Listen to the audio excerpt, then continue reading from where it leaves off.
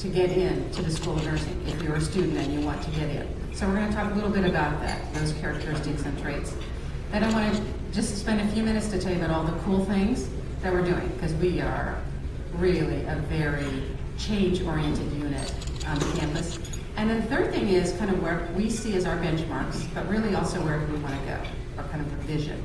And again, this is going to be about 15 minutes, so think of it as more like snapshots and not any in-depth conversation or dialogue. But I'd be more than happy to answer a question, once I get you through some of these facts and figures. So what does it take to be a BSN professional nurse? Well, the first thing you have to do is you have to complete over usually 60 plus hours, credits to get in. So, we don't accept freshmen into our program. They have to finish the first and second year of liberal arts education and then apply. We have a lot of people that apply.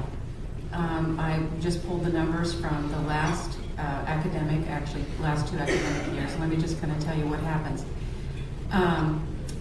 We had over 330 very well qualified individuals who wanted to be a Washburn nursing student last year. And we admit twice a year. Some of you would know that and some of you wouldn't. So we have an August class and we have a January class.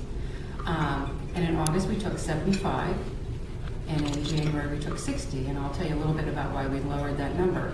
But if you do the math, okay, you have about a 1 out of 2 chance to get in. Okay, and actually the number that apply is actually a little higher. We have actually about 400 to 430 people who apply, but really we can knock off about 50 of them because they don't have a complete application.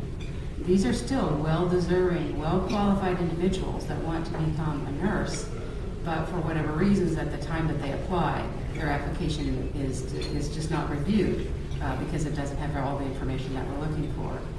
And so you got to be really bright. The average GPA for someone applying, if they really want to get in, needs to be at 3.3 or higher.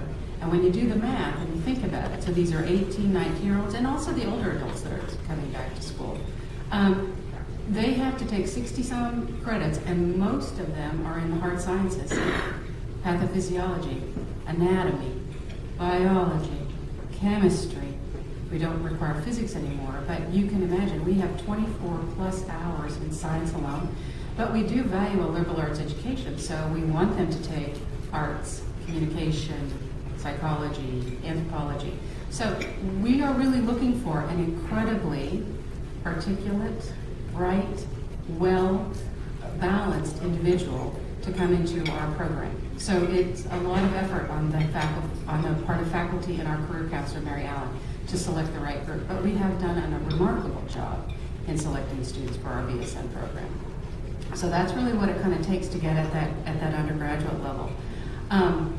At the graduate level, we have had over 70-some students, about 72 to 77 or 78 apply every year, or just over the last 2 to 3 years. And out of that group, we take 30. So again, there's a very rigorous process that is involved with looking at those applications, and I will tell you that we've revised our process a little bit over the last year. Again, if you look at who gets into the graduate program, those individuals, those GPAs in their nursing majors were very high.